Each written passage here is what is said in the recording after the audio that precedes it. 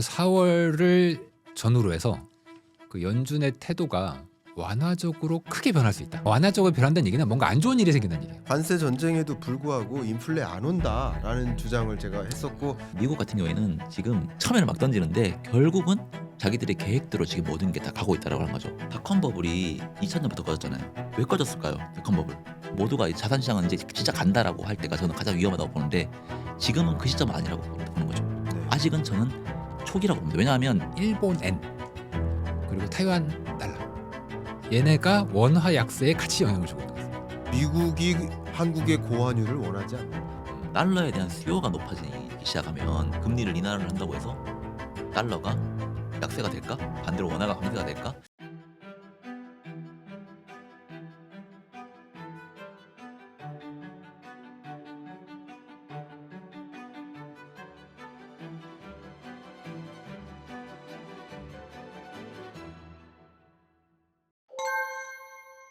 그러면 이 질문으로 넘어가도록 하겠습니다. 26년 경제를 관통하는 네. 핵심적인 이벤트, 키워드 네. 하나씩 꼽아 주신다면. 저는 아까 4월 유동성 얘기했지 않습니까? 네네. 비슷하게 저는 4월을 전후로 해서 그 연준의 태도가 완화적으로 크게 변할 수 있다. 오. 지금은 긴축적이잖아요. 네네. 연준 시장 긴축적이에요. 네. 그러나 그러니까 그 얘기는 얘네들이 완화적으로 변한다는 얘기는 뭔가 안 좋은 일이 생긴다는 얘기예요. 좋습니다. 그 네. 포인트까지. 네, 안 좋은 얘기. 연준의 통화 정책 기조가 완전히 전환될 수 있다. 4월을 전후로 해서. 4월을 전후로 네. 해서 이 부분 이따가 또 듣도록 네. 하겠습니다. 네, 부탁드립니다. 저는 그냥 그런 거를 좀 보는 것 같아요. 그게 이번 사이클의 생산성 향상은 결국은 실업률 확대로도 갈 수 있다. 아, 실업률이 더 상승할 수 있다. 네, 어찌됐건 간에 생산성 향상으로 이어지는 게 실물 시장이 좋아지면 원래 사람들이 일할 자리가 많아져야 되잖아요. 네. 근데 이번 사이클의 생산성의 향상은 실물 시장의 실물 시장이 확장되는 개념에서 이게 사람들이 사실 그렇게까지 필요가 없고 다른 휴머노이드로 전환되는 촉매제가 될 수가 있다라고 네. 저는 보고 있는데, 그러면 앞으로 우리가 어떤 쪽에 방점을 둬야 될까? 네네. 왜냐하면 다 잘라나가면 그렇죠. 그게 경기 침체잖아요. 네네. 그러니까 소비를 할 돈이 없는 거잖아요. 좋습니다. 저는 그래서 과연 이게 그러면 자산시장에 나쁜 거 아니냐라고 물어봤을 때 그냥 이 부분은 저는 그냥 지금 앞으로 우리가 생각하고 있는 그 전환점 있잖아요. 우리 그동안 노동을 해서 소비를 해야 된다. 이 관점에서 투자 소득에서 자본 소득에서 나오는 부분이 이 소비를 끌고 가는 아, 핵심이 될 수 있다라고 저는 보고 있어요. 그래서 그 부분을 좀 보고 있습니다. 그래서 좋습니다. 이걸 어떤 식으로 잘 소프트하게 정부가 잘 만들어 나갈지. 로봇세를 매겨라 로봇세를. 네, 그 부분을 좀 이따 또 토론 의제로 네네네. 가져가고 하나씩 26년을 관통하는 핵심적인 주제 키워드를 꼽는 중입니다. 그러니까 말씀하신 것은 약간 고용 없는 경제, 네. 고용 없는 성장, 성장. 네. 이런 컨셉의 말씀이신 것 같아요. 그걸 좀 예의 주셔야 된다. 그것 때문에 나타날 변화. 네. 네, 알겠습니다. 좀 이따 말씀 나누도록 하겠고요. 소장님도 말씀하시죠. 네. 그래. 저는 26년 하면 뭐 늘 말씀드렸습니다만 앞에도 말씀드렸고 역시 11월 중간 선거 전략. 그러니까 트럼프 대통령은 그 중간 선거를 두고 무얼 계획했고 그것으로 인해 어떤 시장의 양상이 나타날 것인가. 이것을 우리는 주안점을 둬야 된다라는 네. 의견입니다. 그러면 지금부터 또 하나하나 가보도록 하겠습니다. 네. 먼저 예. 문홍철 팀. 왜 4월이냐? 네, 왜 4월입니까? 아까 4월달에 소득세 얘기는 잠깐 드렸었고요. 네.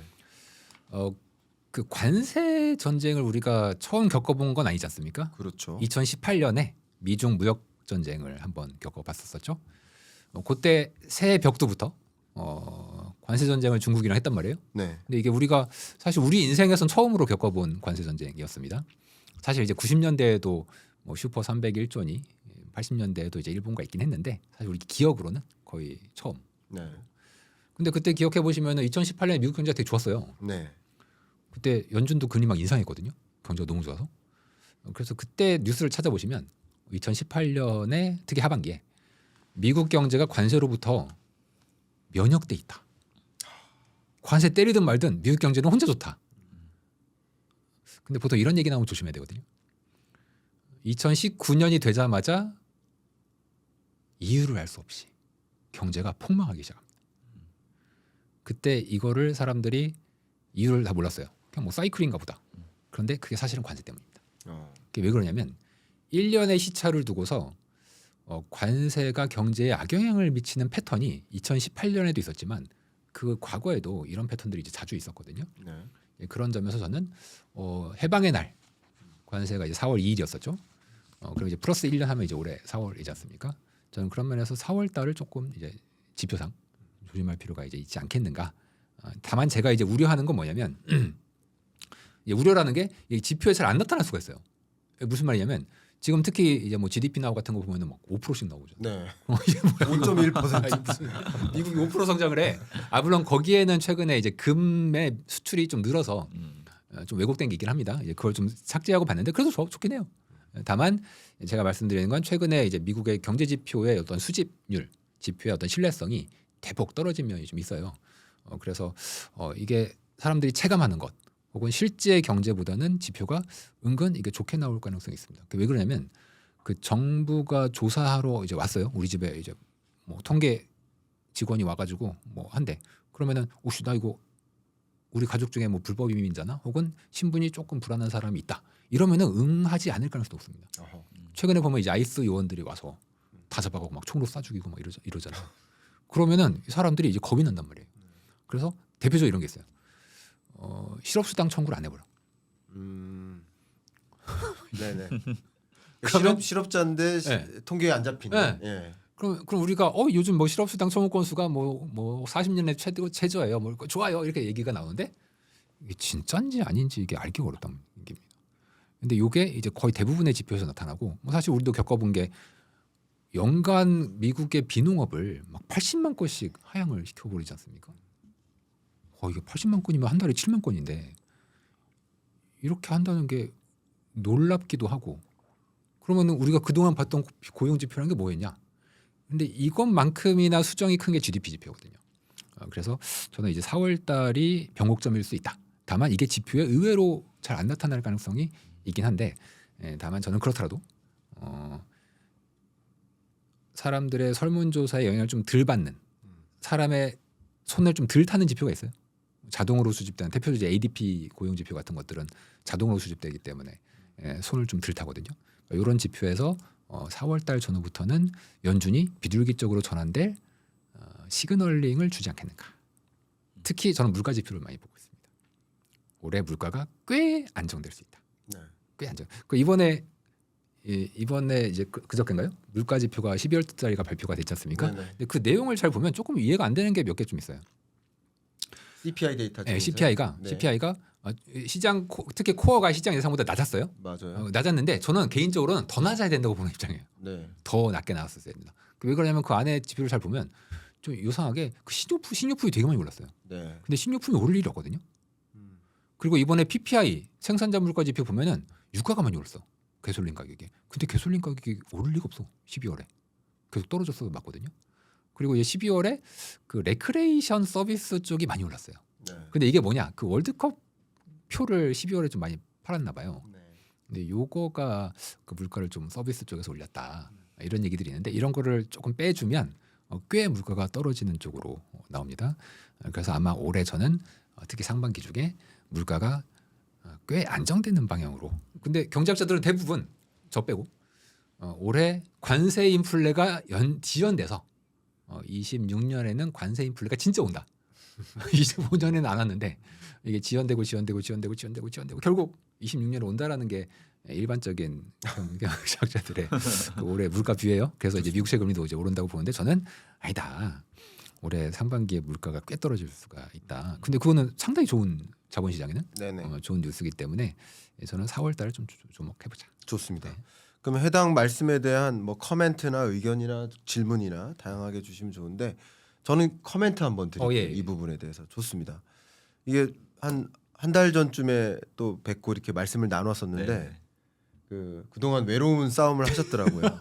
무슨 외로운 관세 전쟁에도 1년 이상. 불구하고 네. 미국 물가가 인플레가 안 올 수 있다. 근데 저도 이제 그동안 한 1년 넘게 외로운 네. 싸움을 했었거든요. 우리 같이 외롭다. 예, 근데 만나가지고 너무 좋은 거예요. 그러니까 왜냐하면 초반에 관세 전쟁 시작될 때쯤에 네. 관세 전쟁에도 불구하고 인플레 안 온다라는 주장을 제가 했었고 그 근거를 한 10대 개를 들었었는데 커멘트니까 제가 가볍게 인플레가 안 온다. 왜 안 오는가라는 관점을 말씀을 드릴게요. 첫 번째는요. 저는 이 모든 경제 지표는요. 균형점을 찾아요. 근데 미국 GDP가 세계 GDP의 26%예요. 나머지 74% 국가에게는 관세가 물가를 자극할까요? 하방 압력을 줄까요? 하방 압력을 줬어요. 이거는 확실한 거예요. 가장 대표적인 현상 두 가지만 꼽는다면 하나는 세계 주요국 기업들이 신규 투자를 못 해요. 네. 관세 전쟁 때문에. 또 수출량도 줄고 뭐 이래요. 두 번째 중요한 기여는 뭐 국제 유가도 떨어지고요. 이게 대표적인 현상이죠. 또 두 번째 중요한 현상은 이 지경학적으로 중국이 대표적인 예지만 미국으로 수출 못하는 철강, 알루미늄을 유럽 국가에게 박앤세일해서 수출해요. 덤핑. 대체제를 찾는 거예요. 네. 그러니까 세계 주요국들은 미국으로 향하지 않던 물건들을 값싸게 조달받는 구조가 형성돼요. 그리고 기본적으로 불확실성이 존재하니까 국제 유가도 떨어지고 세계 경기에 하방 압력을 주니까 실물 경제 성장률도 월드뱅크, OECD, IMF 공통적으로 24년보다는 25년이 25년보다는 26년이 성장 둔화한다라고 전망을 해요. 세계 경제 성장률이. 그런 것이 국제 유가를 떨어뜨리는 요인이었죠. 그러니까 정리한다면 미국은 인플레적인 영향 요인도 있겠지만 나머지 74%에 달하는 국가들에게는 물가를 떨어뜨리는 요인이 되는데 소위 이 물가 상승률은 균형점에서 만나기 때문에 26년 중후반 되면 상당 부분 물가 상승률이 안정화될 수 있다라는 것을 이제 한 가지 의견을 드렸었고 네. 두 번째는 앞에서도 우리가 계속 얘기 나눴지만 관세가 주는 경제 하방 압력이 있죠. 그렇죠. 예. 그러니까 실제 수입업체들이 관세를 부과하고 그 수입업체들이 갖는 관세 부담을 밸류체인의 다른 기업들한테 다른 업체들한테 전가시켜 나가니까 신규 투자도 못하고 고용도 해고되고 이게 결과적으로 수요를 둔화시키는 네. 이런 관점에서 관세 전쟁에도 불구하고 인플레가 발생하지 않는다. 여기 한 가지만 더 말씀드리면 임피리컬하게 보아도 2018년 19년에 관세 전쟁 했었잖아요. 물가가 떨어졌죠. 물가 상승률이 미국도 떨어지고 중국도 떨어지고 우리나라도 디플레이션을 걱정했었던 시대죠. 그때 어디 토론 나가면 디플레 오는가 안 오는가 가지고 네, 토론했었어요. 맞아요. 실제로. 그러니까 이게 관세 전쟁이 경기 하방 압력이기 때문에 기본적으로 물가를 끌어올리는 인플레 작용은 아니다라고 그 의견을 드려왔었던 1년 전부터 계속 그 말씀 드렸는데 네. 외로운 싸움을 했는데 네. 오랜만에 제가 있었습니다. 이제서 손을 잡. 외롭지 않아요. 그러지 않아요. 그때 뭐라고 전망하셨나요, 성 부장님? 말씀하세요. 체크하는 거예요? 아 네, 저는 혹시나. 저 비슷하게 저는 아, 뭐 그래요? 관세에 대해서 네. 그 얘기했어요. 저는 스티브 마이라는 논문에 보면 네네. 뭐 처음에 막 관세 때릴 때 보면 막 50% 100% 이렇게 막 때렸잖아요. 네. 근데 그 논문에 나와 있던 게 미국의 입장에서 12에서 17% 정도의 관세율은 미국의 입장에서 나쁘지 않다. 우리가 디플레이션으로 빠지지 않고 아, 네. 그때 아마 그 얘기 했던 것 같기도 하고. 예. 그럴 수 있죠. 네. 네. 그래서 이거는 우리의 세수도 되고 네. 우리가 성장하는 데 도움이 된다. 네. 근데 지금 보면 그 정도로 가 있습니다. 이게 의도를 했든지 안 했든지 그거는 사람들 생각이 다르겠지만 결국은 그 미국 같은 경우에는 지금 그냥 막 던지는 것 같아도 처음에는 막 던지는데 결국은 자기들의 계획대로 지금 모든 게 다 가고 있다라고 하는 거죠. 그 아까 베네수엘라도 뭐 아까 유가 때문에 말씀하셨지만 뭐 중국 때문에도 말씀하셨잖아요. 근데 그런 것들이 저는 다 계산된 거라고 저는 보고 있습니다. 개인적으로. 그게 지금 미국이 후방을 얼마만큼 안전하게 만드느냐.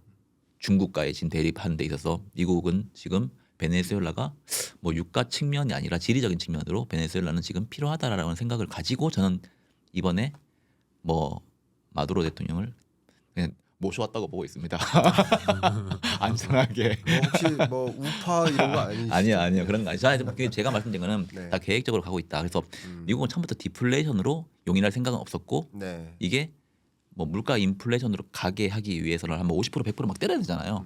그러니까 그게 뭐 가격에 전가되는데 그걸 사람들이 수용하면 그게 가는 건데 수용 못하면 디플레이션이잖아요. 그렇죠. 그렇게 갈 생각이 처음부터 없었다. 그래서 저는 뭐 지금 계획에 의해서 하고 있다라고 저는 보고 있습니다. 예, 그 정도까지 저는 뭐 지금 뭐 생각은 뭐 전망을 했었고요. 좋습니다. 앞으로는 저는 인플레이션이 연준의 목표치까지 저는 떨어지지 않을 거라고 보는 입장 중에 사실 한 명이에요. 네. 그 이유가 뭐 공급망 차질에 의한 2022년처럼 계좌에 돈을 꽂아주고 물건을 못 만들어내는 그런 공급망 차질에 의한 인플레이션이 아니라 네. 결국은 투자를 계속하니까 음. 성장에 의한 인플레이션이 필연적으로 나올 수밖에 없다. 그게 아, 언젠가는 생산성이 물가 상승률을 보다 좀 더 올라가면서 이 부분이 좀 자연적으로 잡히는데 지금 현재 상황은 아직까지는 때려 넣는 게 더 많기 때문에 물가가 이게 연준의 목표치만큼 떨어질 가능성을 저는 낮게 봅니다. 좋습니다. 네. 소장님 그러면은 제가 궁금한 게 네네.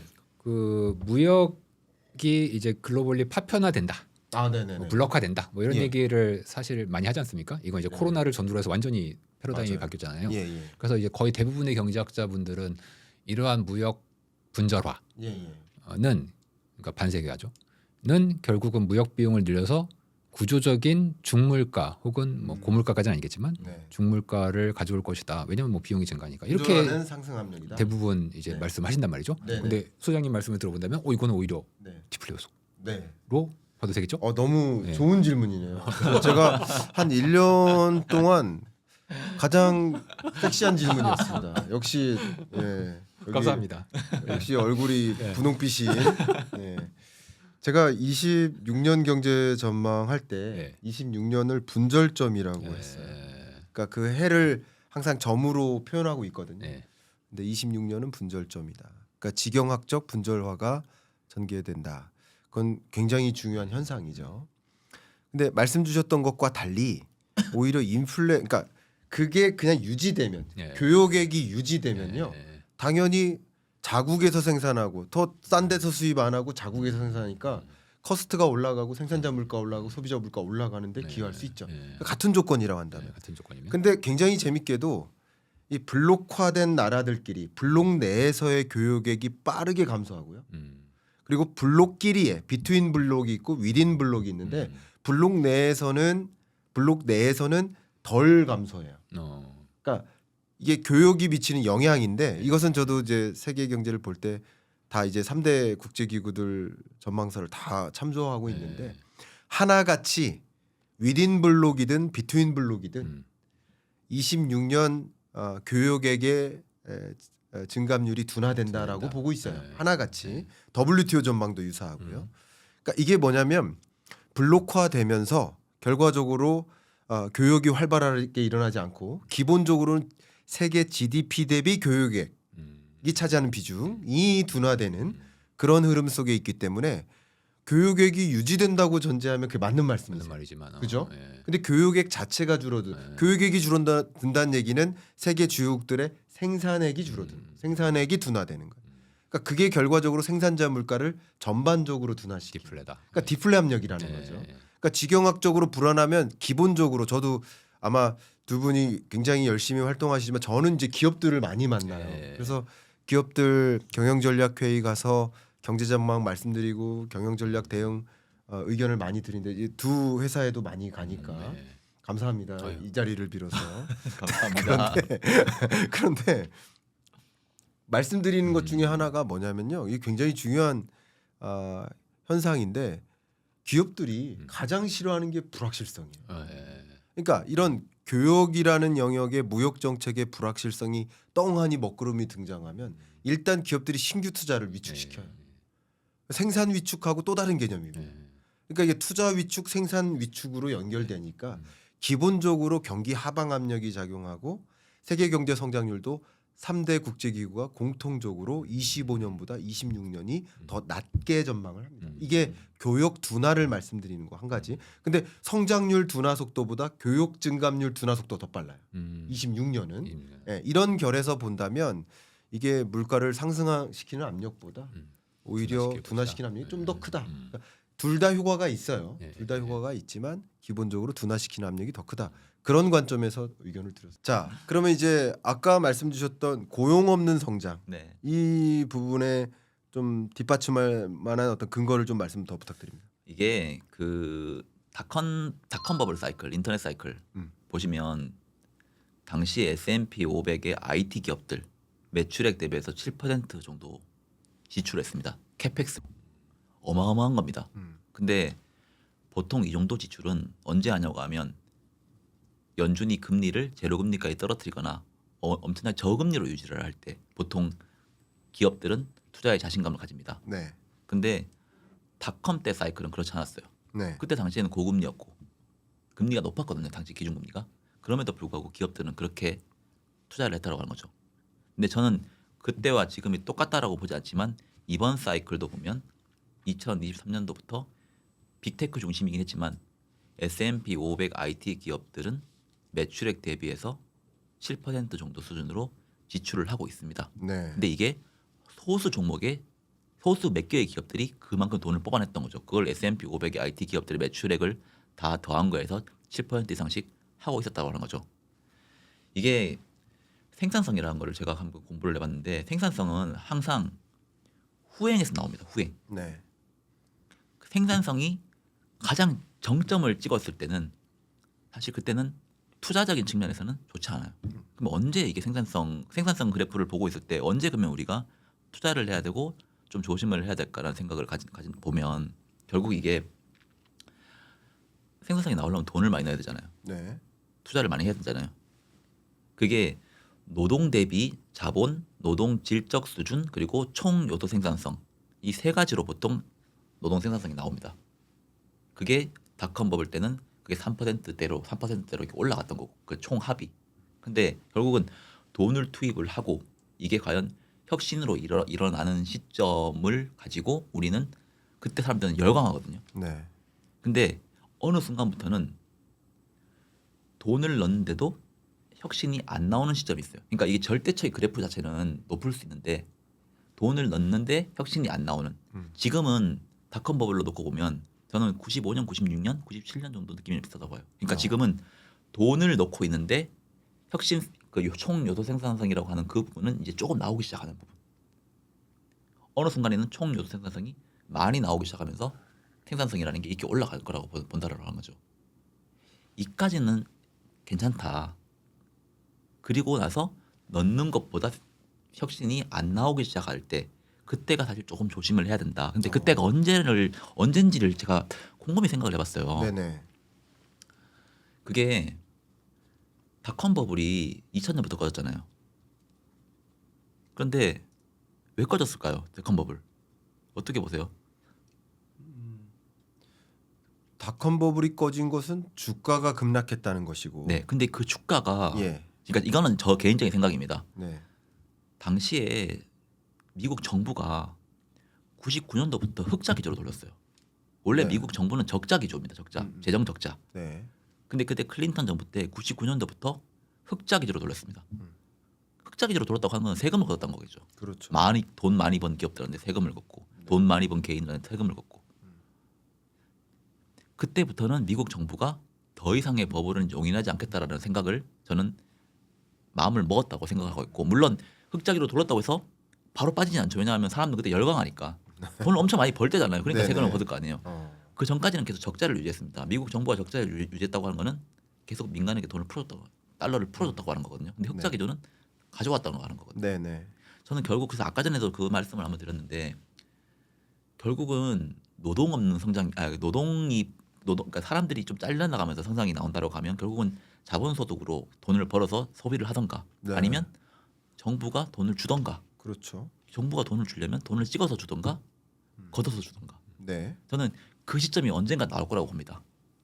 그러니까 세입보다 세출이 더 줄어드는 시점. 이게 기업들 지금은 OBBA 법안으로 네. 기업들에게 감세를 주잖아요. 너 그렇죠. 투자해. 예. 근데 어느 순간부터는 걷는다라고 하는 거죠. 너가 번 돈을. 그게 26년을 아니요. 그게 26년을 본다고 보지 않는다는 거죠. 네네. 그거를 걷어서 결국은 실업자들한테 주는 방향. 생활할 수 있도록. 어쨌든 중간 선거 끝나고 그렇게 한다는 거죠. 그거에 대한 시점을 제가 정확하게는 모르겠는데 네. 그래서 저는 이 흐름을 계속 본다고 하는 거죠. 휴머노이드가 사람들을 만약에 저는 뭐 2020년에 모든 휴머노이드가 다 사람들을 대체하지 않는다고 봐요. 이것도 하나의 긴 사이클이라고 봅니다. 그럼요. 근데 어느 순간부터는 실업률이 문제될 수 있다고 하는 거죠. 근데 실업률은 결국은 돈을 못 버는 거잖아요. 소비를 못 한다고 하는 거잖아요. 이 사람이 소비를 할 수 있도록 해줘야 된다고 하는 거죠. 그래야 실물 경제가 유지가 될 수 있다고 하는 겁니다. 그렇죠. 그런 시점이 어느 순간 올 거고 그때는 정부는 AI 산업에 대해서 지원보다 관리, 규제 방향으로 갑니다. 그리고 기업들에게 돈을 걷기 시작합니다. 많이 번 기업들 중심으로. 그게 정부의 재정 흑자로 들어오기 시작한다고 하는 거죠. 그거를 다시 민간에다가 생활할 수 있도록 유지해주는 이게 저는 그래서 당시에 95년에서 2000년까지 5년 걸렸습니다. 5년. 매년 주식이 올랐어요. 네. 99년에는 가장 격정적으로 올랐습니다. 나스닥 중심으로 80% 올랐더라고요. 지수가. 지수 80%면 종목은 그냥 끝났습니다. 네. 네. 근데 2000년부터 버블이 꺼졌잖아요. 근데 그거를 누구도 설명할 수 없습니다. 왜 꺼졌는지. 그냥 비싸서 꺼졌다고 하는 건 말이 안 됩니다. 왜냐하면 97년도 비쌌고 98년도 비쌌거든요. 이게 그래서 저는 사람들이 가장 호황을 가장 이제 그 자신감 기업들이 가장 자신감을 느끼고 생산성도 나오고 모두가 자산 시장은 이제 진짜 간다라고 할 때가 저는 가장 위험하다고 보는데 지금은 그 시점은 아니라고 보는 거죠. 네. 아직은 저는 초기라고 봅니다. 왜냐하면 그 혁신이라고 하는 총 요소 생산성이 아직 조금 나오기 시작하는 수준이에요. 이제는. 그래서 이게 얼마만큼 닷컴 때보다 훨씬 더 빨리 오거나 할 수는 있다고 봐요. 근데 그 절대치 측면에서 아직까지 그 효과가 나오지 않았다. 그리고 미국 정부는 여전히 AI 산업에 대해서 규제보다는 지원으로 지금 계속 하고 있다. 기업들도 투자를 계속 하라고 유도하고 있다. 정도로 저는 시장을 보고 있고 그래서 저는 아직까지는 자산 시장은 괜찮고 대신 지금 정부가 밀어주려고 하는 산업 중심으로 투자를 하는 게 매우 안전하다. 이게 결국 AI로 가면 너무 광범위하지만 뭐 반도체, 이 반도체를 하기 위해서 나오는 전력망 그리고 뭐 원전 그리고 지금 앞으로 나오는 생산성에 나오는 휴머노이드, 자동화 이런 부분. 그래서 저는 그래서 제가 뭐 기업 관계를 많이 가는 건 아니지만 중소기업이나 이런 데 가면 대기업들은 사실 알아서 하니까 중소기업에 가면 꼭 그 말씀을 드립니다. 대표님들부터 이 AI에 대해서 빨리 습득하셔야 된다. 사람이 지금 로봇보다 싸다고 해서 대비를 안 하고 있으면 지금의 이 기업은 현재보다 미래는 훨씬 더 앞날이 불안할 수 있다. 이거를 빨리 알고 어떤 식으로 도입을 시킬지에 대해서 CEO들이 먼저 이거를 대비를 해야 된다. 그래야지 그 시대가 왔을 때는 빠르게 전환할 수 있다라고 저는 항상 말씀을 드려요. 저는 이게 생각보다 빨리 올 것 같아요. 지금 AI의 그 챗GPT가 도입되는 속도가 보면 그 인터넷이랑은 급이 다릅니다. 네. 우리 2023년도에 나왔더라고요. 얼마 2년 전입니다. 2년 전. 네. 근데요. 얼마나 많은 사람이 있습니까? 지금 구글 제미나이까지 생각하면 더 많이 한국인들이 제일 열심히 했었는데. 저는 이 책에 있는 그림들이 다 AI가 그려준 겁니다. 예. 그러니까요. 여기 이게 있는 그림들. 예. 이런 그래프뿐만이 아닐 것 같아요. 여기 이런 그림들 다. 뭐 대화, 뭐 친구, 뭐 어떻게 확산될지 모른다고 하는 거죠. 그럼요. 근데 이게 이제 돈이 된다라고 하면 확신을 가진다고 하면 이제 빅테크에서 좀 중견기업, 중소형 기업 쪽으로 투자가 확산될 거라 보고 있는 게 제 생각이고 그게 결국은 광의통화로 넘어간다고 하는 거죠. 그게 투자에 의한 그 통화량 상승이잖아요. 네네. 그 부분은 실물 시장에 분명히 영향을 미친다. 그리고 자산 시장에도 나쁠 게 없다. 그게 장기채 금리를 압박만 하지 않는다. 네. 성 부장님 말씀을 듣고 제가 소설을 써봤습니다. 예, 써주십시오. 언제 AI에서 빠져나와야 되냐? 올해는 아니고 네네. 앞으로 뭐 3년 후, 5년 후 뭐. 그러니까 부부장님도 올해를 말씀하신 게 아니죠? 네. 예, 이게 오해하실까봐. 그 시기는 아무도 못 맞춘다고 봅니다. 저는. 그러니까 정부가 버블을 터트린다는 거예요. 네. 근데 그 지점이 언제냐를 제가 말하는 건데. 소설을 써보면 네. 로봇의 얘기 나오면 로봇스 얘기 나오면 타당하네. 닷컴 때 돈 인터넷세가 도입한다. 나왔습니다. 네. 98년도에 인터넷세라는 게 나왔어요. 맞아요. 예, 제가 그때는 어려서 잘 뭐 그냥 뭐 정보로만 알고 있지만 그때 그게 예. 나왔더라고요. 네. 그게 저는 하나의 다 일환이라고 보는데 사람들은 그때 그걸 못 느끼는 거죠. 시그널링. 네. 혹은 더불어서 이제 AI 버블 얘기하는 사람들이 요즘 꽤 많지 않습니까? 그 사람들이 다 죽어야? 진짜 버블. DB에 계시잖아요. DB에도 계세요? 있어요. 있어요. 저랑 한번 토론하게 해주세요. 저는 지금 한 3개월 동안 네. AI 거품입니다. 네. AI 거품론이 거품입니다. 이 얘기 계속 해왔는데 네. 한번 초대해서 아 토론하고 그래요? 싶네요. 초대한다고요? 정말. 제가 그 사람 지금 아무데도 못 가게 만들고 있는데 초대가 안 됩니다. 아, 그래요? 가만히 있으라고. 어. 돌 맞기 전에 가만히 있으라고. 아, 예. 야. 네. 그래서 저는 그분은 지금 조용히 시키고 있고. 이게 밸류에이션 저도 주식 투자를 하니까 네.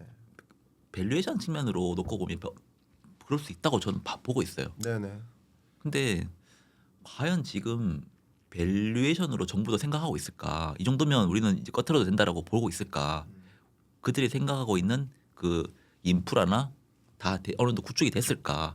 주식시장에서 돈이 빠져나가면 이 투자 자체가 불가능합니다. 지금 너무나 많은 돈이 들어가기 때문에. 네네. 그래서 정부의 규제 완화도 필요한 거고 투자자들의 돈도 필요한 겁니다. 기업 혼자서 못 하잖아요, 이거 다. 돈이 너무 많이 들어가니까. 그렇죠. 그런데 그러면 미국이 지금 이거를 인프라를 다 구축해놨나? 저는 아니라고 보거든요. 거기에는 또 하나가 더 있는 것 같아. 말씀 그 안보 측면에서 아, 네. 이게 안보가 걸리면 네. 뭐 버블이고 뭐고 무조건 해야 돼. 무조건. 미중 간에 지금 AI 안보 전쟁이 있지 않습니까? 그렇죠. 이럴 때는 이게 버블인지 그게 중요하지 않잖아요. 네. 그냥 때려 넣을 수밖에 없다. 그러니까 우리 셋 말고 진짜로 안 좋게 보시는 분들도 네. 지금은 더 간다라는 말을 할 때가 저는 그때 조심해야 돼. 그때는 막 생산성이 4% 5% 나올 때거든요. 제가 봤을 때는. 왜냐면 생산성이 4% 나오면 미국이 나쁠 수가 없거든요. 그럼 제가 이 말씀에 대해서 문 팀장님의 견해도 네. 한번 여쭤보고 싶어요. 네, 근데 어쨌든 2000년 닷컴 버블이 터졌을 때 네, 정부가 터뜨렸다라고 뷰를 갖고 계신 거예요. 네, 그죠? 네. 근데 이것에 혹시 동의하시는지? 저는 동의고 안 하고를 떠나서 예. 그 2000년 버블이 그 터졌지 않습니까? 네네. 2000년 거의 연초에 터졌는데 네. 그 워렌 버핏이 96년인가? 네. 이거는 말이 안 된다. 나 이거 잘 모르겠다. 아. 그래서 그때 사람들이 다들 버핏이 노망났다 그랬습니다.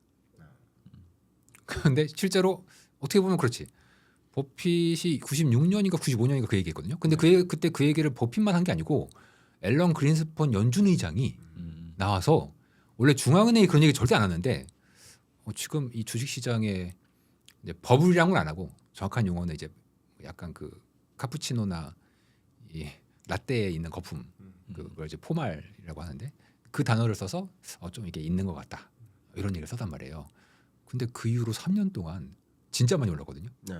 사실 그 얘기 하기 전에도 많이 올랐지만 네. 그 이후 말하고 나서 3, 4년 동안 오른 게 훨씬 많아. 네. 훨씬 많이 올랐어. 그러니까 이거는 사실 그렇게 막 똑똑하시다는 분들도 이거를 잘 이제 모르니까 어떤 트리거가 이제 있지는 않았나 뭐 싶긴 한데 저는 그 트리거를 그 옛날에 아마존이 그 버블 터지기 한 4개월 전인가 지분을 팔아서 상당한 조달을 해놨어요. 근데 그 조달 안 했으면 아마존이 망했어. 진짜요. 이제 망했어. 그 조달 안 해놨으면. 근데 그때 이제 조달한 사람이 골드만삭스 출신의 그 재무 담당자가 이제 CFO가 있었는데 그 CFO가 뭘 느꼈는지 지금 뭔가 그때 그 사람이 느꼈던 건 그때 이제 인터뷰를 통해서 나중에 뭐 그 사람이 자랑했겠죠. 나중에 내가 이거 조달해놔서 아마존 살렸다. 나는 이거를 미리 알았다. 그런 얘기는 안 했겠지만 뭔가 자기는 이제 낌새를 잊었다. 그거는 이제 그 사람 입장에서는 되게 펀더멘탈한 거였는데 결국은 이제 매출이 별로 없었다. 혹은 수익이 별로 없었다. 뭐 그런 쪽이었었어요. 네네. 이제 그러다 보니까 이제 투자금은 이제 어마어마했었는데 그거 대비해서 실제 돈 버는 게 별로 없었고 이것이 심리가 꺾이면은 나올 것 같았는데 자기는 그래서 좀 보수적으로 재무를 좀 운영을 했었다. 뭐 그런 쪽으로. 이걸 들으니까 그 생각도 드네요. 그때 당시에는 매출이 없는 상황에서도 네. 주가가 다 올라갔잖아요. 네. 그러면 정부가 요만큼만 걷어도 빠르게 물어줄 수 있는 거죠. 수익이 없습니까? 네, 근데 이번에는 조금 사실 대부분 매출이 나오는 기업들이 나오죠. 지금 네. 그러면 조금만 걷으면 이게 바로 빠지지 않을 수 있다는 생각을 그럴 수 합니다. 있죠. 그래서 그런 것들 제가 조금 더 한번 분석을 좀 해볼 생각을 해봐야겠다는 생각이 좀 드네요. 재밌는 예, 뷰예요. 흑자로 돌렸다고 해서 네. 그 다음에가 바로 위험하지 않을 수도 있겠다는 생각이 듭니다. 재밌는 뷰. 예. 그러니까 2000년 당시만 해도 뭐 인터넷 케이블이 쫙 깔릴 때 뭐 시스코가 그때 대장주였잖아요. 네. 뭐 주가가 1000% 오르고 뭐 그랬는데 그만큼 어닝이 뒷받침되지 않았죠. 그래프가 완전히 다릅니다. 근데 지금은 이제 대장주가 엔비디아인데 엔비디아의 주가 상승만큼이나 그 이상으로 지금 매출액이 뭐 전년 동기 대비 한 63%씩 네. 증가하니까 그 이유 있는 근거 있는 자신감이죠. 지금의 엔비디아 주가는 뭐 그런 관점에서 시대적으로 달랐는데 그러니까 시대적으로 다른 흐름이니까 2000년에는 소위 인터넷세 같은 거를 매기면 그게 직격탄이 될 수 있지만 지금은 충분히 돈 잘 벌고 있는데 빅테크 기업들이 네. 또 캐펙스 투자 막 하고 있는데 차이점이죠. 그때 로봇세를 거둔다고 네. 정말 그게 주가의 뭐 일시적인 하락은 있겠지만 네, 네, 네. 붕괴로 이어질까 하는 분석도 또 추가적으로 해봐야 될 것 같다는 생각이 드네요. 그리고 당시에도 인터넷 사이클 때도 버블이 꺼질 때 보면 나스닥이 제일 늦게 꺼졌습니다. 제일 많이 올랐는데 네네. S&P 500부터 꺼지기 시작했고 막 중도형주는 더 빨리 꺼지기 시작했고 근데 전 이번에도 비싸다고 해서 빨리 꺼진다 이건 아니라고 봐요. 그러니까 꺼진다고 하더라도 못 오른 게 더 빨리 꺼질 수 있다고 하는 거죠.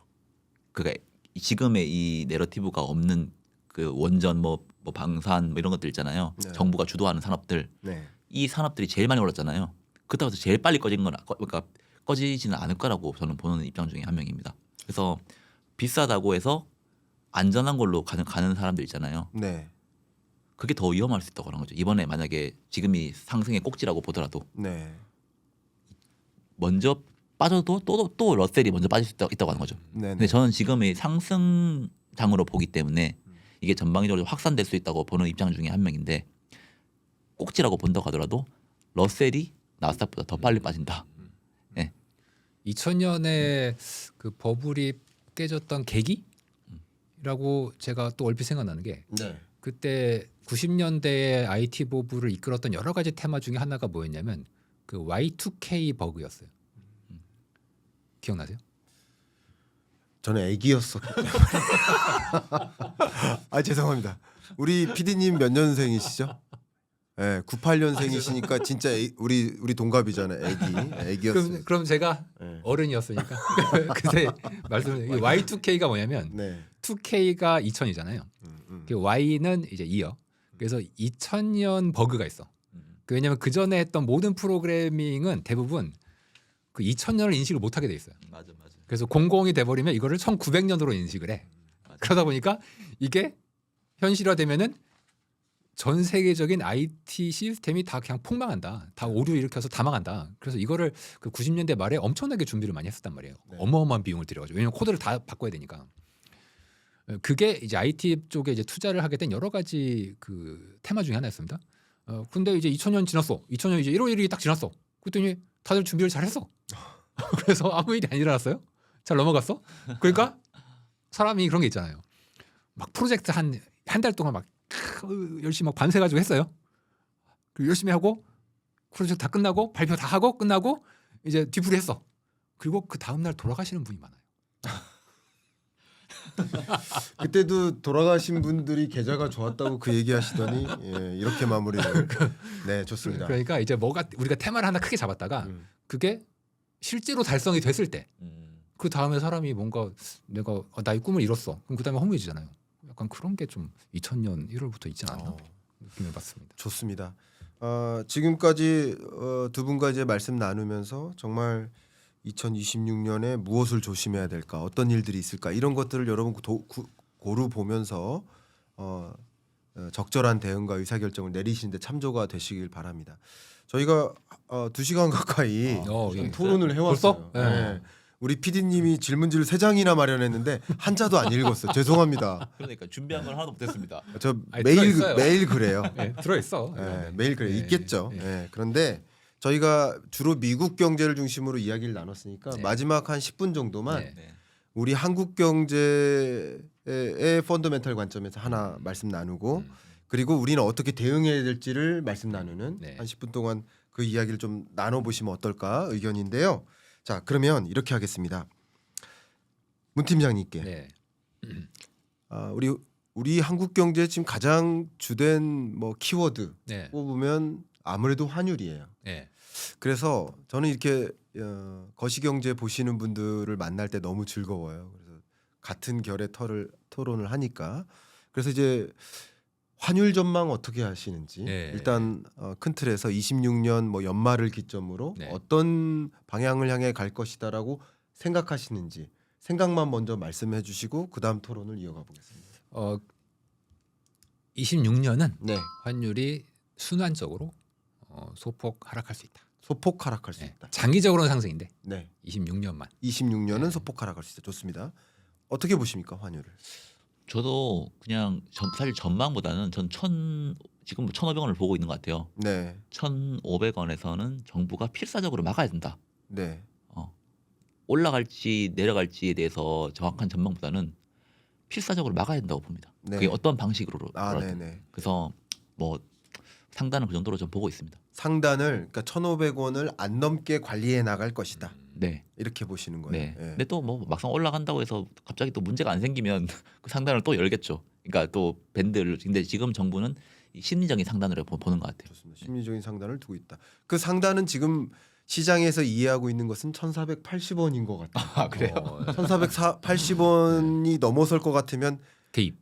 그때 네. 개입할 거라고 보고 네. 그러니까 그 시점을 이용해서 여러 투자 의사 결정을 또 하시는 분들도 계신데 12월 중순이었나 초순이었나 그 1,480원에서 얘가 엄청나게 떨었던 적이 있습니다. 이 환율이. 네네네. 정말. 그러니까 이제 그걸 보고 사람들이 여기 개입 들어왔다. 맞습니다.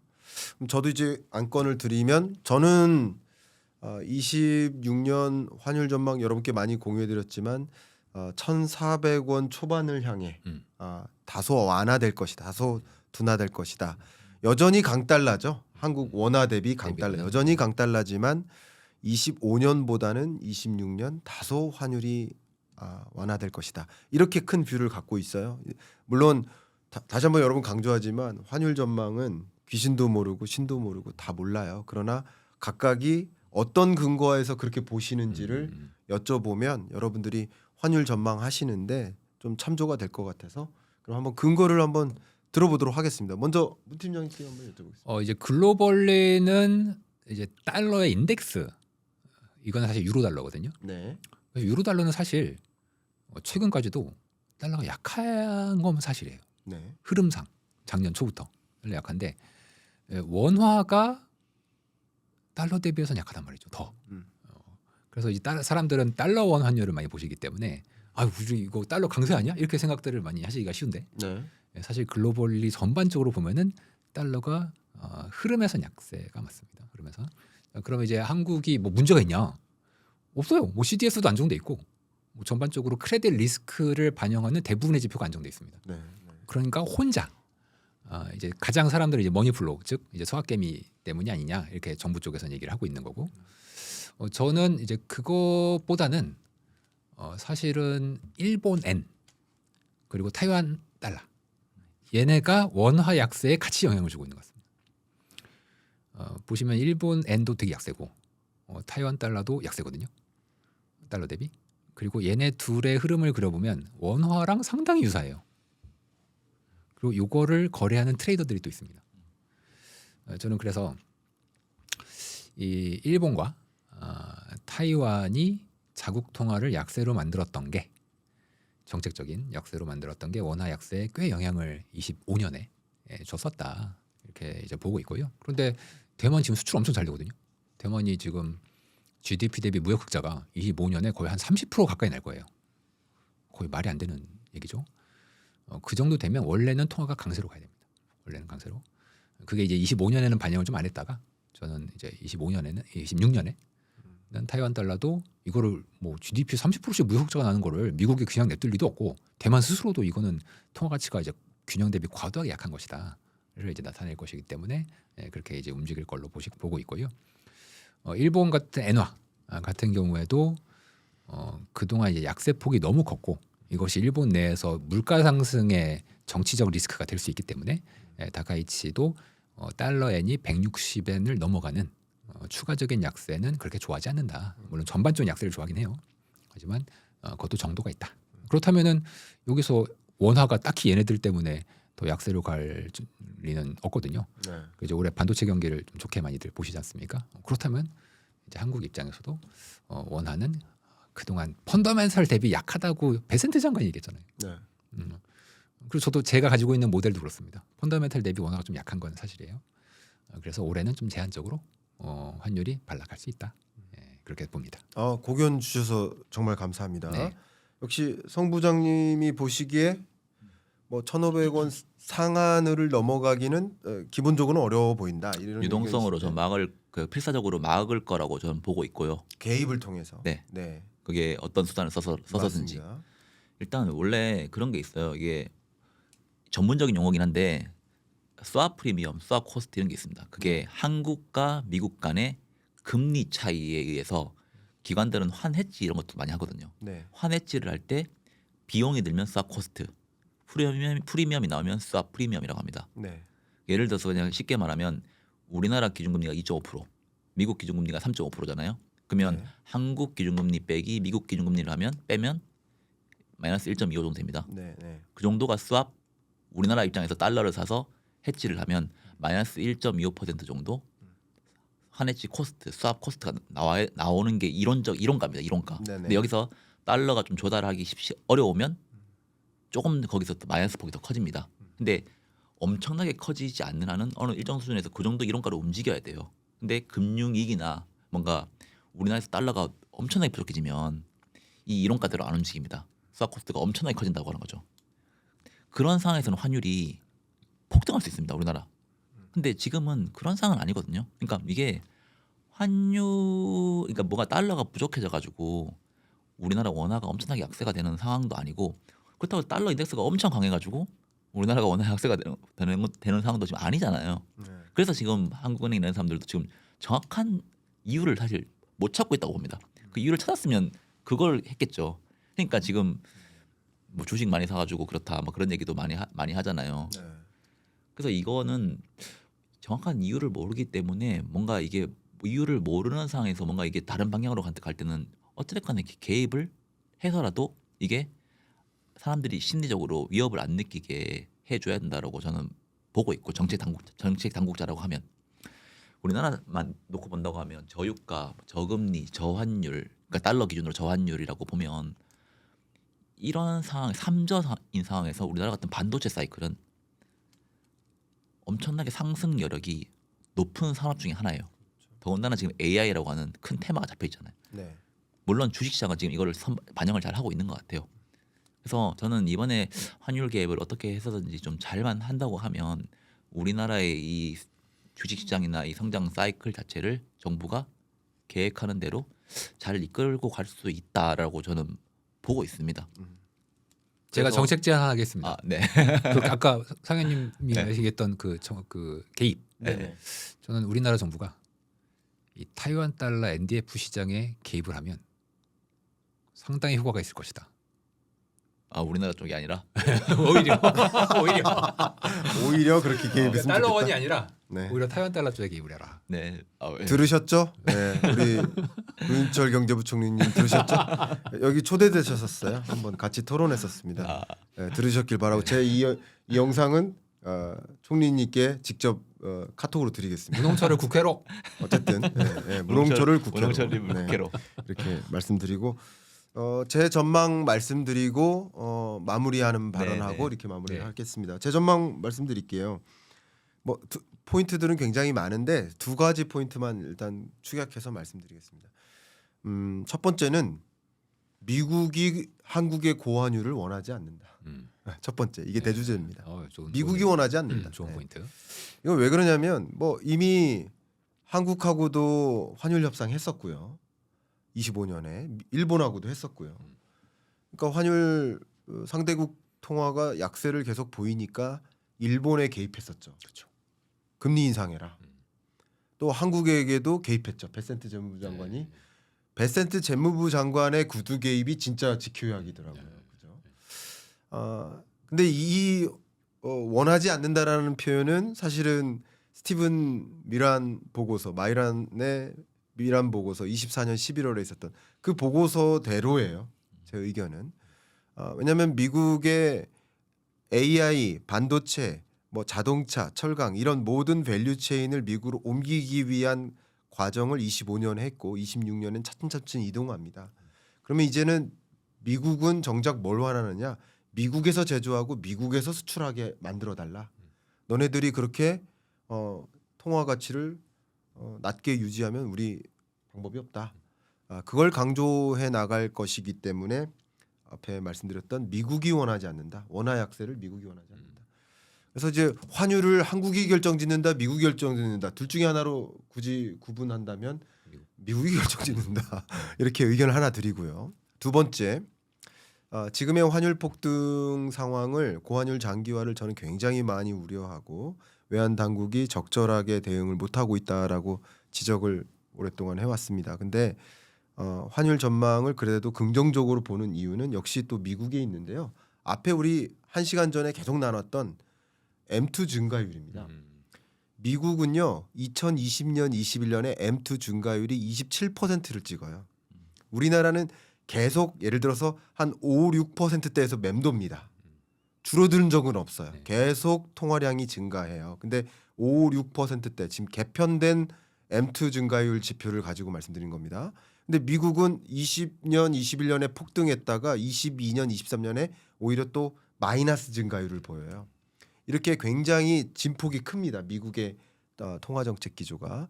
근데 26년은 우리가 공통적으로 이야기했듯이 트럼프 대통령의 굉장히 강력한 유동성 장세를 만들기 위한 금리 인하와 유동성 정책. 이게 결과적으로 달러 가치를 더 많이 떨어뜨릴 것이다. 원화 가치 하락 속도보다 달러 가치 하락 속도가 더 있을 것이다라고 의견을 드리고요.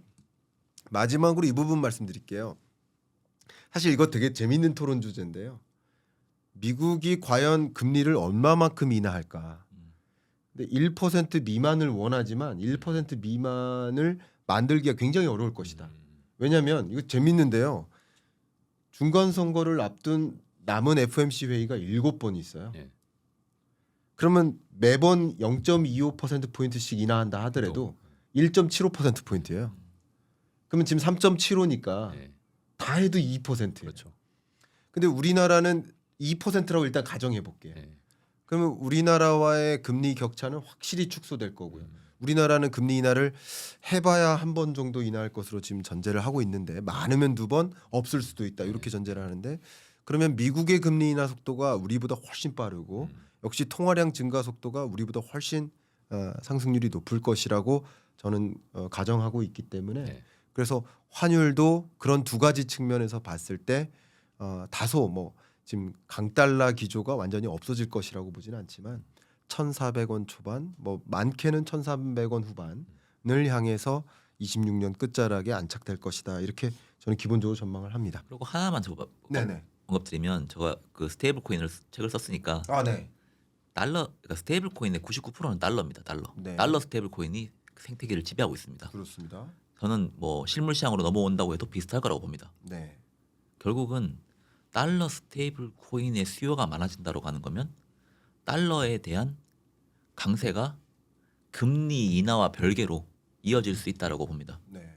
그러면 어찌됐건 간에 이게 과연 달러 강세, 원화 약세가 사실 이 부분에서 잠깐 우리가 좀 고민을 한번 해봐야 된다고 좀 보고 있어요. 이게 예전에는 그냥 양국 간 금리 차 정도로 모든 것들이 다 해결이 이해가 됐거든요. 네. 근데 달러에 대한 수요가 높아지기 시작하면 그게 과연 금리를 인하를 한다고 해서 달러가 약세가 될까? 반대로 원화가 강세가 될까? 좀 그런 관점에서는 한번 좀 고민을 해봐야 되는데 이게 뭐 달러 스테이블 코인이 뭐 매달 엄청나게 증폭할 것 같지 않거든요. 네. 그래서 그런 측면으로 우리가 근데 어쨌든 이게 장기 사이클이라고 하면 달러의 엄청난 약세는 좀 쉽지 않을 수 있다. 그래서 원화가 좀 1,400원 초반 이런 것들은 저도 어느 정도 동의를 하는데 우리가 옛날에 봤던 뭐 1,300원, 1,200원, 1,100원 이런 사이클 있잖아요. 금리를 내린다고 해서 미국이 금리를 뭐 내린다고 해서 과연 그렇게 갈 수 있을까? 저는 조금 거기에는 좀 부정적이에요. 좋습니다. 네. 제가 이 부분에 대해서 네. 반문을 좀 드려도 될까요? 네. 저는 좋은 의견이세요. 네. 이 부분을 철저하게 반론을 제기하고 싶지는 않은데 스테이블 코인의 확산, 달러 스테이블 코인의 확산은 달러 강세를 만드는 영향 요인도 작용하겠지만 또 달러를 약세화하는 영향 요인도 같이 작용한다. 아 그렇죠. 예. 왜냐하면 앞에 말씀 계속 드렸던 것처럼 스테이블 코인은 신양적 완화 장치인 거예요. 그리고 연준이 하는 장기 국채 매입처로서의 기능과 스테이블 코인이 하는 단기 국채 매입처로서의 기능 이렇게 생각해 보면 신양적 완화 정책이라고 생각을 해봤을 때 달러의 확산이라고 보면 달러 수급적인 측면에서 달러의 수요가 많네라는 요인이 될 수도 있지만 그만큼 강한 그렇게 된다면 그만큼 강한 유동성 공급 장치가 동시에 작용된다라는 관점에서 보면 또 역시 달러 가치를 끌어올리는 요인만 있는 것은 아니다. 저는 이렇게도 또 보고 있습니다. 이 부분도 같이 참고하시면 어떨까? 참고하겠습니다. 네네. 역시 네. 소수 의견. 그럼 대수 의견 부탁드리겠습니다. 대수 의견. 아, 예, 대수 의견. 네, 성 부장님이 네. 대수 의견. 아, 좋습니다. 네.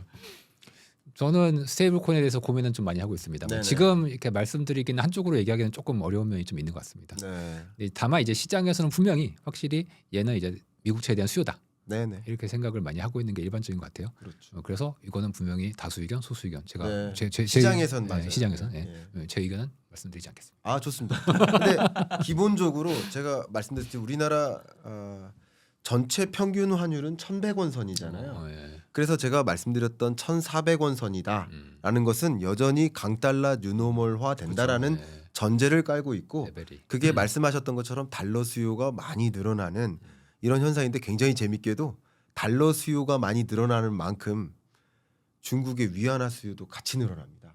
지금 사실 외환 결제액에서 위안화 비중이 늘어나는 것과 달러 비중이 늘어나는 속도만 보면 위안화 속도가 많아요. 그러면 지금 아까 유로 달러 기준으로 달러 인덱스를 봤지만 그렇죠. 위안 달러 기준의 달러 인덱스를 보면 예. 오히려 그러니까 디지털 통화끼리의 경쟁 있잖아요. 예. 달러와 위안화 간의 경쟁. 제가 좌파가 아니라 실제 중국의 위안화 보급 속도가 어마어마합니다. CIPS를 통해서 참여하는 은행 수가 199개가 됐어요. 그러니까 위안화를 무역 결제에 쓴다라고 말씀. 무역 결제, 외화 결제, 예, 다 씁니다. 저는 그래서 예. 미국이 음. 달러 스테이블 코인을 더 빨리 확장시켜야 된다고 지금 생각을 하는 것 같아요. 그렇죠, 예, 그렇죠, 지금 달러의 결제 수요는 확실히 말씀하신 대로 떨어지고 있어요. 그렇죠. 근데 지금 달러 스테이블 코인의 수요는 음. 압도적이잖아요. 네, 이것만 체인징할 수 있다고 하면 지금 이 위안화가 들어오는 무역 결제에서 들어오는 그 비중을 이 부분을 어느 정도 완충시킬 수 있다라고 맞습니다. 저는 맞습니다. 보고 있습니다. 예. 맞습니다. 그런 결에서 예를 들어서 BIS에서 추계하고 있는 이제 외화 결제 기준의 통계를 말씀드리면 미국 달러화의 외화 결제 비중은 계속 한 88% 수준에서 유지돼요. 200% 기준인 거예요. 네. 200% 기준에 88% 수준에서 유지되는데 지금 위안화 결제 비중은 5, 7, 네. 8.6으로 굉장히 가파르게 늘어요. 그래서 이것까지 생각해 보면 정말 기축통화 통화패권 전쟁의 결로서 생각했을 때 달러 강세 요인일까? 아니면 그것도 요인이 있어요. 네. 그러나 제가 말씀드렸던 것처럼 통화 정책이라는 관점에서의 유동성 공급 효과로 또 생각해 보면 또 달러 역세 요인도 같이 있다라는 저는 의견을 드리고 우리 구독자분들이 이런 질문을 주시더라고요. 이게 우리 그 질문에 대해서 이렇게 답변을 드린 바가 있었는데 네. 우리 투자 디톡스의 네. 저자 네. 이거 들어주길 바라셨잖아요. 감사합니다. 예. 예. 광고. 여러분 꼭 한 권씩 부탁드립니다. 2시간 동안 즐겨보셨다면 봤거든요. 네, 내용 감사합니다. 좋았습니다. 감사합니다. 좋습니다. 예.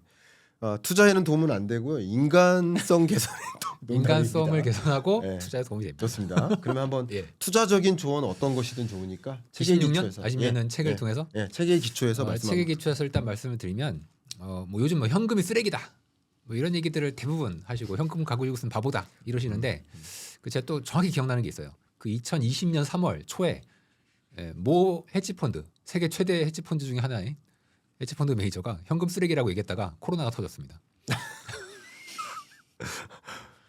그래서 한국은행 총재께서 예. 원화 쓰레기 아니라고 아니다. 계속 얘기하시는 예, 거군요. 아니다. 그러니까 예. 이게 뭐 제가 현금을 많이 갖고 있으라 이런 얘기는 아니에요. 아닌데 늘 우리가 리스크 관리가 중요합니다. 그래서 현금이나 혹은 특히 국채 같은 경우에 요즘 뭐 절대 금리도 너무 높고 하니까 뭐 지금 은행 예금 금리도 최근에 많이 올라갔고 뭐 주담대 금리도 올라갔고 그래서 현금 비율을 일부 갖고 가도 그렇게 크게 손해 아니다. 금리가 높아서 그래서 현금을 뭐 많이 가져가라는 얘기는 아니지만 일부는 그리고 나머지는 그냥 열심히 여러분 뭐 사고 싶은 거 사세요. 사셔도 되니까 현금을 너무 쓰레기라고 생각하시지는 말자. 이렇게 얘기 드리겠습니다. 너무 좋습니다. 네. 또 우리 더 코인의 저자 성상현 부부장님의 투자 전략 뭐 조언 네. 한번 말씀 부탁드리겠습니다. 저는 제가 뭐 책에 넣은 내용을 잠깐 읽어드리겠습니다. 네네. 이게 미래 경제 시나리오에서 이 초판에만 들어가 있는 네. 요약집이거든요. 음. 네. 근데 초판에만 들어가 있기 때문에 그럼 초판 꼭 구매하셔야 됩니다. 거기에 제가 이런 얘기를 썼습니다. 네. 후배 세대들에게 흔들리는 시대를 살아가기 위해 필요한 건 무조건 많이 버는 능력이 아니라 자본주의라는 거대한 흐름을 읽고 그 흐름 위에서 균형을 잡는 힘이다. 나는 그래서 말하고 싶다. 젊은 날의 투자는 단순히 돈을 모으는 행위가 아니다. 미래의 나를 지켜주는 가장 깊고 조용한 약속이다. 시간은 누구에게나 공평하지 않다. 그러나 그 시간을 어떻게 사용할지 결정할 자유는 준비된 사람에게만 열린다. 오늘의 작은 투자와 배움이 미래의 삶을 더 넓고 따뜻하게 열어주기를 진심으로 바란다. 이게 저는 사실 꼭 말씀을 드리고 싶었던 뭐 투자의 조언이라고 생각하고 있습니다. 네. 좋습니다. 너무 감사하고요. 마지막 뭐 저도 투자 조언 또 드려야 되는데 투자 조언 뭐 제가 평상시 많이 드렸으니까 저는 오늘 뭐 2시간 넘게 토론한 토론 내용의 기초에서 요약을 해보면 이런 것 같아요. 26년 4월은 좀 조심해야 될 것 같다. 네. 그렇지만 26년 유동성 장세인 것은 한 목소리였습니다. 그럼 이제 유동성 장세이고 4월은 조심해야 된다라는 긴 토론을 했기 때문에 여러분들이 4월에 나름의 조정이 오는 진짜 조심해야 되는 구간이 있으면 그때를 기회로 삼는 것은 어떨까 네. 하는 의견 드려보고 싶고요. 저는 그동안 말씀드렸었는데 뭐 전 종목에 관해서 많이 말씀은 안 드리지만 주도주의 교체가 온다. 이 부분 말씀을 꼭 드리고 싶어요. 어떨 땐 배터리였고 뭐 어떨 땐 재생에너지였었어요. 근데 2025년은 AI 인프라 쪽이었어요. GPU와 HBM. 근데 26년은 AI를 활용하는 업 주로 그런 쪽으로 주도주가 재편이 될 여지가 굉장히 강하다라는 의견까지 드리면서 투자 조언 마무리하겠습니다. 저는 스테이블 코인 전쟁 26년 경제 전망의 저자입니다. 자, 이렇게 하고요. 네. 네. 마무리하니까 네. 그냥 오늘 어떠셨는지 네. 예, 토론하신 거 어떠셨는지 뭐 후기 말씀드리면서 네, 마무리하시죠. 저는 뭐 항상 제가 문홍철 영호님 진짜 좋아하고요. 음. 그리고 교수님을 만나면 항상 배우고 가는 게 있는 것 같아요. 그래서 제가 생각하지 못한 부분을 오늘 좀 생각이 들었고 네, 그 부분을 제 나름대로 좀 더 분석을 해봐야겠다는 생각도 했습니다. 네, 그래서 감사합니다. 뭐 많은 도움이 됐고 제 이야기도 독자님들에게 좀 도움이 됐으면 좋겠습니다. 네. 너무 좋습니다. 문홍철 팀장님은 좋아만 하고 저한테는 많이 배웠다. 농담입니다. 자, 농담입니다. 자, 후기 말씀 부탁드리겠습니다. 소감 말씀. 이 토론 방송은 정말 오래간만에 네. 나가게 됐는데 그 이제 다른 시각을 이렇게 받을 수 있어서 네. 너무 좋고요. 예, 이 우리가 균형 잡힌 시각이라는 게 굉장히 중요하고 맞아요. 아까도 성 부장님이 말씀하셨지 않습니까? 네네. 이 밸런스. 예. 그러니까 너무 한쪽으로 치우치다 보면은 그르치게 되다가 어느 한쪽으로 가다가 도저히 재기가 불가능해지는 경우가 있어요. 네, 재기를 하려면 살아남아야 되지 않습니까? 맞아요. 그런 면에서 우리가 늘 균형 잡힌 시각을 가져야 되는데 오늘 두 분이랑 같이 토론을 하게 되면서 이러한 다양한 시각을 얻을 수 있게 돼서 개인적으로 좀 성장한 느낌을 받았습니다. 감사합니다. 감사합니다. 저도 마지막 후기 말씀드리고 마무리하겠습니다. 사실 저는 이제 뭐 늘 토론을 추구하고 있고 우리 채널에서 근데 토론에 기꺼이 응하고자 하는 전문가들이 많지 않습니다. 왜 이런 분 안 오세요? 이런 말씀하시는데 토론에 응하지 않기 때문이기도 해요. 근데 그만큼 두 분이 그동안 갈고 닦았던 수십 년 동안 닦았던 그 어떤 지식과 인사이트를 마음껏 뽐낼 수 있을 만큼 전문가시다라는 의견 드리고 저는 정말 제가 미처 못 봤던 그런 부분들을 두 분이 말씀해 주시는 과정에서 정말 많이 배웠다. 정말 내가 못 보는 부분이 참 많았었구나. 그런 걸 또 한 번 느끼면서 두 분께 참 많이 배워가는 시간이었다. 또 여러분께도 2026년 세계 경제, 한국 경제를 이제 보시는 데 있어서 이렇게 여러 가지 다채원적으로 들여다봐야 되겠구나 하는 생각을 하셨기를 바라는 마음, 그런 마음 담아서 오늘 마무리하겠습니다. 네. 너무너무 감사합니다. 수고하셨습니다. 감사합니다. 고맙습니다. 감사합니다.